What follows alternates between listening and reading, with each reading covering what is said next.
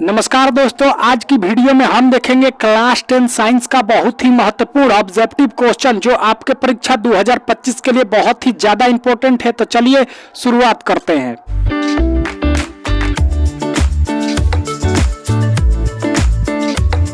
देखिए पहला प्रश्न क्या बोलता है, और हाँ सारे प्रश्न इंपॉर्टेंट है तो वीडियो को अंत तक देखिएगा।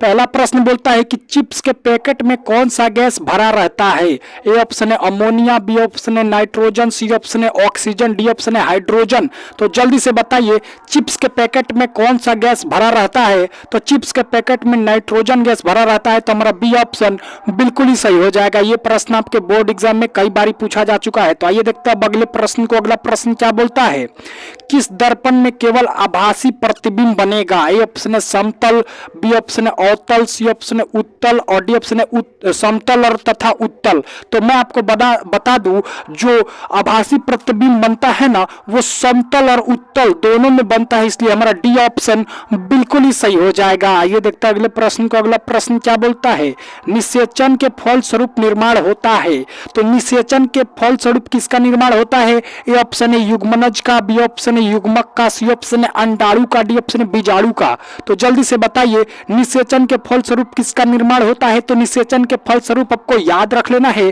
कि युग्मनज का निर्माण होता है। तो हमारा ये ऑप्शन बिल्कुल ही सही हो जाएगा। ये देखते हैं अगले प्रश्न को। अगला प्रश्न क्या बोलता है, पौधों में गैसों का आदान प्रदान के लिए रहते हैं। ए ऑप्शन है जड़, बी ऑप्शन है रंध्र, सी ऑप्शन है तना, डी ऑप्शन है टहनी। ये भी प्रश्न बहुत इंपॉर्टेंट है, कई बार आपके बोर्ड एग्जाम में पूछा जा चुका है कि पौधों में गैस के आदान प्रदान के लिए रहते हैं। तो पौधों में गैस के आदान प्रदान के लिए रंध्र रहते हैं, तो हमारा बी ऑप्शन बिल्कुल ही सही हो जाएगा। ये देखते हैं अगले प्रश्न को। अगला प्रश्न क्या बोलता है, मटर को अपने प्रयोग के लिए किसने चुना। ए ऑप्शन है मेंडल ने, बी ऑप्शन है डार्विन ने, सी ऑप्शन है लामार्क ने, डी ऑप्शन है खुराना ने। तो जल्दी से बताइए मटर को अपने प्रयोग के लिए किसने चुना। तो मेंडल साहब ने अपने प्रयोग के लिए चुना। तो जो हमारा ए ऑप्शन होगा वो बिल्कुल ही सही हो जाएगा। ये देखते हैं अगले प्रश्न को। अगला प्रश्न क्या बोलता है, निम्न में से किसे चाकू से काटा जा सकता है। ए ऑप्शन है लिथियम, बी ऑप्शन है सोडियम, सी ऑप्शन है दोनों और डी ऑप्शन है इनमें से कोई नहीं। तो मैं आपको बता दूं आप सोडियम धातु को चाकू से काट सकते हैं क्योंकि ये बहुत ही मुलायम होता है। तो हमारा बी ऑप्शन बिल्कुल ही सही हो जाएगा। ये देखते हैं अगले प्रश्न को। अगला प्रश्न क्या बोलता है, स्पष्ट देखने की न्यूनतम दूरी कितनी होती है। मतलब स्पष्ट देखने के लिए किसी वस्तु की न्यूनतम दूरी हमारी आंखों से कितनी होनी चाहिए।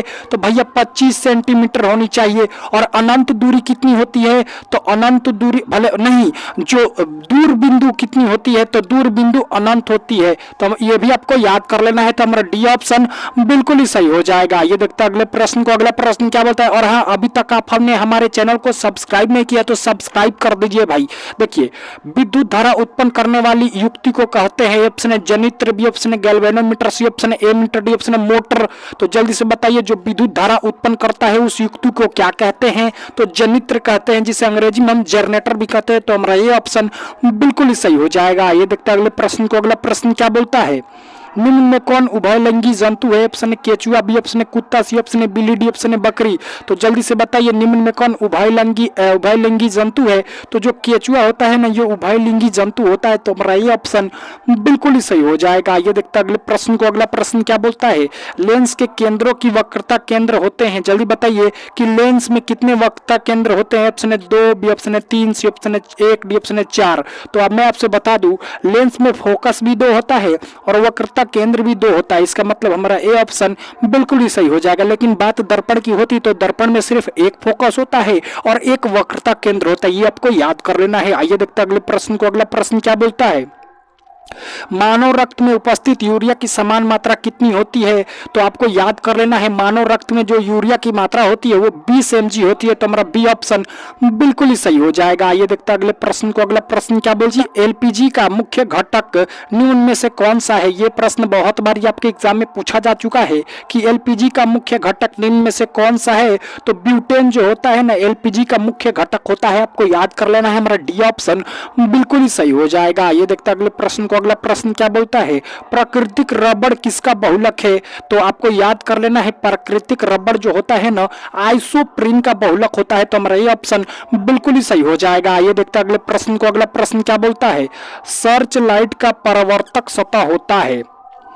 ए ऑप्शन है उत्तल, बी ऑप्शन है समतल, सी ऑप्शन है अवतल, डी ऑप्शन है बाइफोकल। तो जल्दी से बताइए सर्च लाइट का प्रवर्तक सतह कैसा होता है। तो सर्च लाइट का प्रवर्तक सतह आपको याद कर लेना है कि अवतल होता है। तो हमारा सी ऑप्शन बिल्कुल ही सही हो जाएगा। ये देखते हैं अगले प्रश्न को। अगला प्रश्न क्या बोलता है, कौन सा पदार्थ ऑक्सीजन से संयोग नहीं करता है। ऑप्शन है तांबा, बी ऑप्शन है गोल्ड, सी ऑप्शन है जिंक, डी ऑप्शन है लोहा।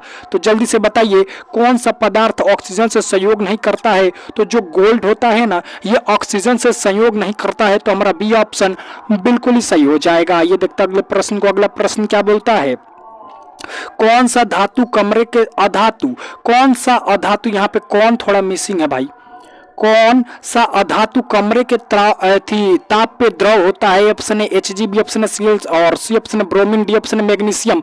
तो जल्दी से बताइए कौन सा धातु कमरे के ताप पर, अधातु कमरे के ताप पर द्रव होता है। तो जो ब्रोमीन होता है ना, ये कमरे के ताप पे अधातु में द्रव होता है। वही आपसे पूछता कि कौन सा धातु कमरे के ताप पे द्रव होता है, तो आपका जवाब होता पारा Hg। तो हमारा जो ए ऑप्शन होता है वो बिल्कुल सही हो जाता है, लेकिन हमसे पूछा है अधातु तो ब्रोमीन बिल्कुल सही हो जाएगा। ये देखता अगले प्रश्न को। अगला प्रश्न क्या बोलता है, क्षार स्वाद में कैसा होता है। यह भी प्रश्न आसान है लेकिन बहुत ही ज्यादा इंपॉर्टेंट है। ए ऑप्शन है तीखा, बी ऑप्शन है खट्टा, सी ऑप्शन है मीठा, डी ऑप्शन है कड़वा।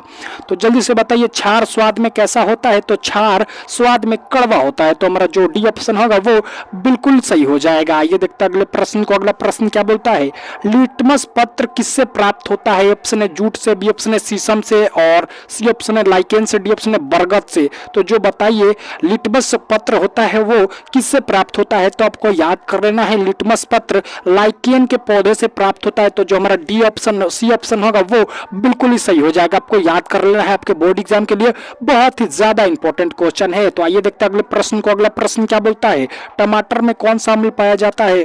तो टमाटर में ऑक्जेलिक अम्ल पाया जाता है। तो हमारा ये ऑप्शन बिल्कुल ही सही हो जाएगा। ये देखते हैं अगले प्रश्न को। अगला प्रश्न क्या बोलता है, बॉक्साइड किस धातु का अंशक है। ए ऑप्शन है लोहा, बी ऑप्शन है एल्युमिनियम, सी ऑप्शन है सोडियम, डी ऑप्शन है सोना।